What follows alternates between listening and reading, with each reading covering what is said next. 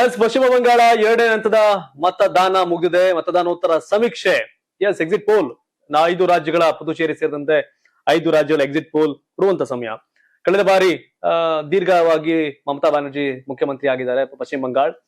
West Bengal ಅಧಿಕಾರ ಹಿಡಿಲೇಬೇಕು ಅನ್ನೋದು ನರೇಂದ್ರ ಮೋದಿ ಅಮಿತ್ ಶಾ ಅವರ ಹಠ. ಕಳೆದ ಬಾರಿ ಟಿಎಂಸಿ 216 ಸ್ಥಾನ ಗೆದ್ದು ದೊಡ್ಡ ಬಹುಮತ ಪಡ್ಕೊಂಡು ಅಧಿಕಾರದಲ್ಲಿತ್ತು. ಬಿಜೆಪಿ 77, ಕಾಂಗ್ರೆಸ್ ಎಡಪಕ್ಷ ಎಲ್ಲಾ ಸೇರ್ಕೊಂಡು 0. ರಾಹುಲ್ ಗಾಂಧಿ ಸಲ ದೊಡ್ಡ ದೊಡ್ಡ ಭಾಷಣ ಮಾಡ್ತಾರೆ. ಕಮ್ಯುನಿಸ್ಟ್ ಪಾರ್ಟಿ ಅವರು ದೀರ್ಘಕಾಲ ಅಧಿಕಾರದಲ್ಲಿ 30 ವರ್ಷ ಸಿಎಂ ಆಗಿರೋ ಕಮ್ಯುನಿಸ್ಟ್ ಪಾರ್ಟಿ 0, ಒಬ್ಬ ಮೇಲೆ ಇರಲಿಲ್ಲ ಪ್ರೆಸೆಂಟ್. ಈಗ ವೋಟಿಂಗ್ ಮುಗ್ದಿದೆ 294 ವಿಧಾನಸಭಾ ಕ್ಷೇತ್ರಗಳು.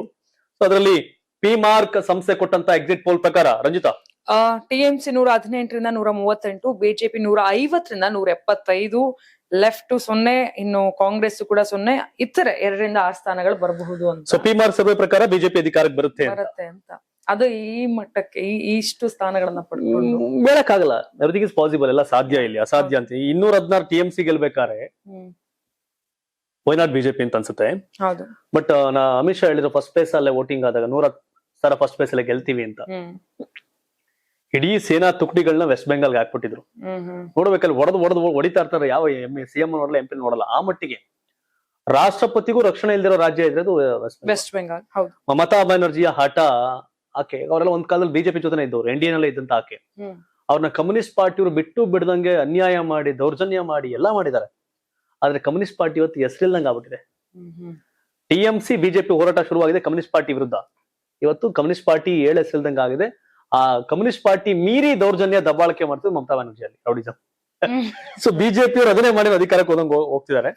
ಸೊ ಪಿ ಮಾರ್ಕ್ ಪ್ರಕಾರ, ಸರ್ವೆ ಪ್ರಕಾರ ಬಿಜೆಪಿ ಅಧಿಕಾರಕ್ಕೆ ಬರುತ್ತೆ ಅಂತ. ನೆಕ್ಸ್ಟ್ ಪೀಪಲ್ ಪಲ್ಸ್ ನೋಡೋದಾದ್ರೆ ಟಿಎಂಸಿ 177ರಿಂದ 187, ಬಿಜೆಪಿ 95ರಿಂದ 110, ಇನ್ನು ಲೆಫ್ಟ್ ಇಲ್ಲ, ಕಾಂಗ್ರೆಸ್ 1ರಿಂದ 3 ಸ್ಥಾನಗಳನ್ನ ಪಡ್ಕೋಬಹುದು ಅಂತ. ಇತರ ಯಾವ್ದು ಕೂಡ ಇಲ್ಲ. ಎಸ್, ಮಮತಾ ಹೇಳಿದಾರೆ ನಾನು ಬಂಗಾಳವನ್ನ ಗೆಲ್ತೀನಿ, ದೆಹಲಿ ಬಂದು ಕೂತ್ಕೋತೀನಿ, ನರೇಂದ್ರ ಮೋದಿ ದೆಹಲಿನೂ ಕೂಡ ವಶಪಡಿಸ್ಕೊಂತೀನಿ ಅಂದ್ರೆ ಲೋಕಸಭೆ ನಾವು ಮತ್ತೆ ಅಧಿಕಾರಕ್ಕೆ ಬರ್ತೀವಿ, ನಿಮ್ಮನ್ನೆಲ್ಲ ತೀರಿಸ್ತೀವಿ ಅನ್ನೋ ಮಟ್ಟ ಹೇಳಿದ್ದಾರೆ. ಬಟ್ ಇಲ್ಲಿ ಪೀಪಲ್ಸ್ ಪಲ್ಸ್ ಪ್ರಕಾರ ಟಿಎಂಸಿ ಅಧಿಕಾರಕ್ಕೆ ಬರುತ್ತೆ ಅಂತಿದೆ. ಮತ್ತೆ ಮಮತಾ ಗದ್ದುಗೆ ಏರಿದ್ರೆ ತನ್ನ ಅಳಿಯ ಆತನ್ ತಂದು ಮುಖ್ಯಮಂತ್ರಿ ಮಾಡಿ ಈಕೆ ಡೆಲ್ಲಿ ಬಂದು ಕೂತ್ರು ಕೂರ್ಬಹುದು. ಹಠವಾದಿ, ಹೇಳಕ್ ಆಗಲ್ಲ. ಬಟ್ ಅದು ಪೀಪಲ್ಸ್ ಪಲ್ಸ್. ಇದು exit poll, not exact result. Exact result May 4. ಮತ್ತೊಂದು ಮ್ಯಾಟ್ರಿಕ್ಸ್ ನೋಡೋದಾದ್ರೆ ಟಿಎಂಸಿ 125ರಿಂದ 140 ಸ್ಥಾನಗಳು, ಬಿಜೆಪಿ 146ರಿಂದ 161, ಲೆಫ್ಟ್ 0, ಇನ್ನು ಕಾಂಗ್ರೆಸ್ ಕೂಡ 0, ಅದರ್ಸ್ 6ರಿಂದ 10 ಸ್ಥಾನಗಳನ್ನ ಪಡ್ಕೋಬಹುದು. ದೇಶದ ದೀರ್ಘಕಾಲ ಆಳ್ವಿಕೆ ಮಾಡಿದ ಕಾಂಗ್ರೆಸ್ ಶೂನ್ಯ, ಲೆಫ್ಟ್ ಕಮ್ಯುನಿಸ್ಟ್ ಪಾರ್ಟಿ 30 ವರ್ಷ ಶೂನ್ಯ. ಬಟ್ ಬಿಜೆಪಿ 146, 161 ಅಂದ್ರೆ ಮ್ಯಾಟ್ರಿಕ್ಸ್ ಪ್ರಕಾರ ಬಿಜೆಪಿ ಬರುತ್ತೆ ಅಂತ, ಅಧಿಕಾರಕ್ಕೆ ಬರುತ್ತೆ ಅಂತಿದೆ. ಡೋಂಟ್ ನೋ, ಇವೆಲ್ಲ ಎಕ್ಸಿಟ್ ಪೋಲ್ಸ್ ಅಷ್ಟೇ ಹೇಳ್ದಂಗೆ. ಮತ್ತೆ ಇಂಡಿಯಾ ನೋಡೋದಾದ್ರೆ ಟಿಎಂಸಿ 165ರಿಂದ 185, ಬಿಜೆಪಿ 95ರಿಂದ 100, ಲೆಫ್ಟ್ ಯಾವ್ದು ಕೂಡ ಇಲ್ಲ, ಕಾಂಗ್ರೆಸ್ ಇನ್ನು ಅದರ್ಸ್ 5 ಸ್ಥಾನಗಳನ್ನ ಪಡ್ಕೋಬಹುದು. ಅಂದ್ರೆ 4 ಎಕ್ಸಿಟ್ ಪೋಲ್, 2 ಬಿಜೆಪಿ 2 ಟಿಎಂಸಿ ಅಂತ ಹೇಳ್ತೀವಿ. ಹೌದು, ಆಗಿದೆ. ಇನ್ನು ಅಂದ್ರೆ 5ನೇದು ನೋಡೋದಾದ್ರೆ ಚಾಣಕ್ಯ ಸ್ಟ್ರಾಟಜಿ ಅವ್ರು ಕೊಟ್ಟಿರುವಂತದ್ದು ಟಿಎಂಸಿ 130ರಿಂದ 140, ಬಿಜೆಪಿ 150ರಿಂದ 160, ಲೆಫ್ಟ್ ಇಲ್ಲ, ಕಾಂಗ್ರೆಸ್ ಕೂಡ ಇಲ್ಲ, ಇನ್ನು ಇತರೆ 6ರಿಂದ 10.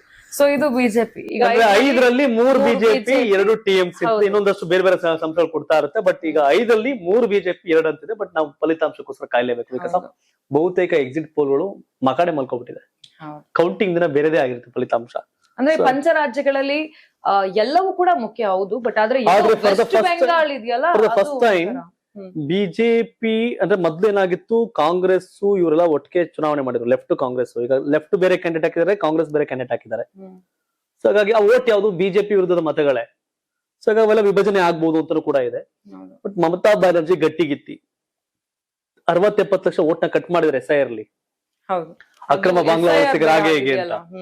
ಸೊ ಪೋಲಿಂಗ್ ಪರ್ಸೆಂಟೇಜ್ ಜಾಸ್ತಿ ಆಗಿದೆ. ಇಲ್ಲಿಂದ ನಾವೆಲ್ಲ, ಈಗ ನಾನು ಬ್ಯಾಂಗ್ಳೂರ್ ಯಾವ್ದೋ ಸಲೂನ್ಗೆ ಹೋದಾಗ್ಲೂ ಅಲ್ಲಿ ವೆಸ್ಟ್ ಬೆಂಗಾಲ್ ನೌಕರಲ್ಲ, ಅಸ್ಸಾಂ ಅವರೆಲ್ಲ ಓಟ್ ಹಾಕೋ ಕೂರ್ಕೋಬಿಟ್ಟಿದ್ರು. ನಮ್ ವೋಟ್ ಕ್ಯಾನ್ಸಲ್ ಆಗ್ಬಿಟ್ರೆ ನೆಕ್ಸ್ಟ್ ಅಂತ.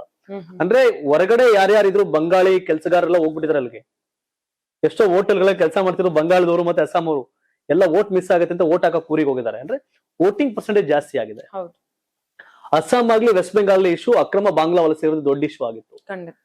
ಸೊ ಹಾಗಾಗಿ ಈ SIR ಪ್ರಕ್ರಿಯೆ ಬಿಜೆಪಿಗೆ ಲಾಭ ಆಗ್ಬಹುದು ಸಹಜವಾಗಿ ಅನ್ನೋದೆಲ್ಲ ಲೆಕ್ಕಾಚಾರಗಳಿದೆ. ಮತ್ತು ಈಗ ಆಟ ಬೇರೆ ತೊಟ್ಟಿದಾರಲ್ಲ, ವೆಸ್ಟ್ ಬೆಂಗಾಲ್ ಕರ್ಕುಕ್ ನಾವು ಗೆಲ್ಲೇಬೇಕು. ಆಮೇಲೆ ನರೇಂದ್ರ ಮೋದಿ ಹೇಳಿದ್ರು ನಾನು 4ನೇ ತಾರೀಕೆ ಇಲ್ಲಿ ಪ್ರಧಾನ ಸಿಎಂ ಪ್ರಮಾಣ ವಚನ ಬರ್ತೀನಿ ಅಂತ ಹೇಳಿದ್ದಾರೆ. ಅಲ್ಲಿವರೆಗೂ ಆತರ ಹೇಳಿದ್ದಾರೆ. ಅಮಿತ್ ಶಾ ಕೂಡ ಗೆಲ್ತೀವಿ ಅಂತಿದ್ದಾರೆ. ಮೋದಿ ಅಮಿತ್ ಶಾ ಬಹಳ ಸೀರಿಯಸ್ ಆಗಿ ತಗೊಂಡು ಚುನಾವಣೆ ಮಾಡಿದ್ದಾರೆ.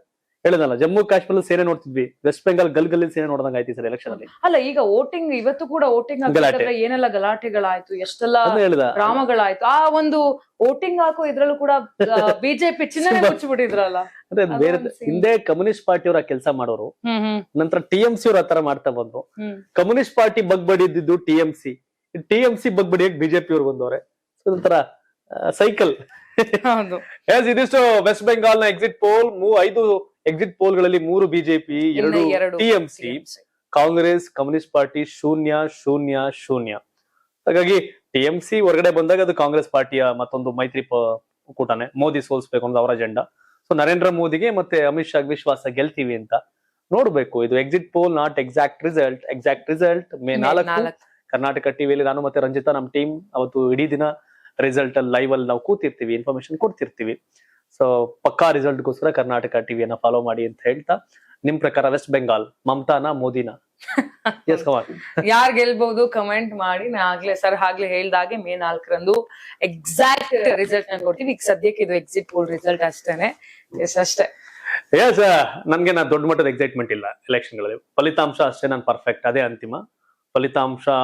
1 ವೋಟ್ ಅಲ್ಲಿ ಗೆಲ್ಲಲ್ಲ, ಸುಮ್ನೆ ಆತರ ಬರಲ್ಲ. 2004ರಲ್ಲಿ AR ಕೃಷ್ಣಮೂರ್ತಿ ಸಂತೆಮರಳಿ ಅನ್ನೋ ವಿಧಾನಸಭಾ ಕ್ಷೇತ್ರ ಚಾಮರಾಜನಗರದಲ್ಲಿ 1 ವೋಟ್ ಅಲ್ಲಿ ಸೋಲ್ತಾರೆ, ಧ್ರುವನಾರಾಯಣ್ ಗೆಲ್ತಾರೆ. ಅವ್ರು ಮತ್ತೆ MLA ಆಗಿದ್ ಮೊನ್ನೆ 23 ಚುನಾವಣೆನಲ್ಲಿ.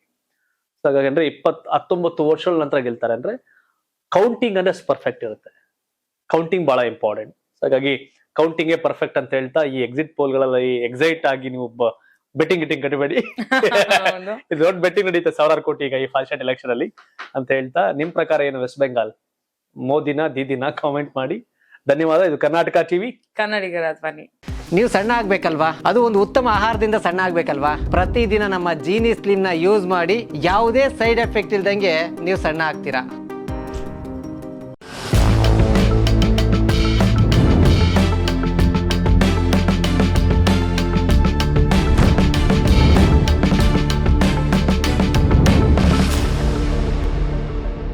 ನೀವು ಸಣ್ಣ ಆಗ್ಬೇಕಲ್ವಾ? ಅದು ಒಂದು ಉತ್ತಮ ಆಹಾರದಿಂದ ಸಣ್ಣ ಆಗ್ಬೇಕಲ್ವಾ? ಪ್ರತಿದಿನ ನಮ್ಮ ಜೀನಿ ಸ್ಲಿಮ್ ನ ಯೂಸ್ ಮಾಡಿ ಯಾವುದೇ ಸೈಡ್ ಎಫೆಕ್ಟ್ ಇಲ್ದಂಗೆ ನೀವು ಸಣ್ಣ ಆಗ್ತೀರಾ.